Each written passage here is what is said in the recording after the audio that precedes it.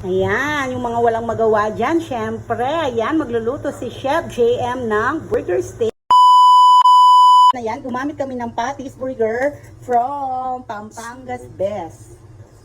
From Pampangas Best, syempre. Tapos ito, Nor Cubes. Beef, of course, beef cubes. Jolly mushroom, spices, and stems. Ayan, start na po. Ayan na. Syempre, bago magluto, kailangan mainit ang kawali. Tapos, syempre, lalagyan ng, instead of rock salt, we use iodized salt. Kasi ganyan ka-healthy magluto si Chef JM.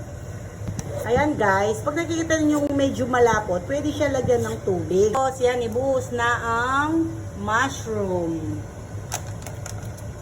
After ng mushroom, and pamintang pino from Boston. Tapos syempre, ilalagay na ang ating fried burger. Burger from Pampangas Best.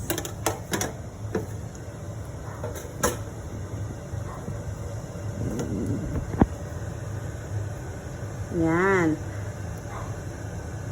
Syempre, pinakamasarap ang Pampangas Best na burger. Ayan, burger patties.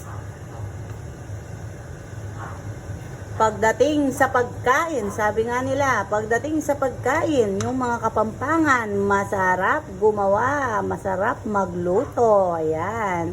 Kaya nga number 1 ang Pampangas Best. Baka naman, Pampangas Best.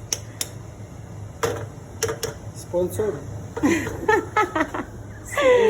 Okay na ba? Okay na ba? Anong masasabi mo, Chef, sa Pampangas Best? Ano sinasabi mo? Sponsor naman po.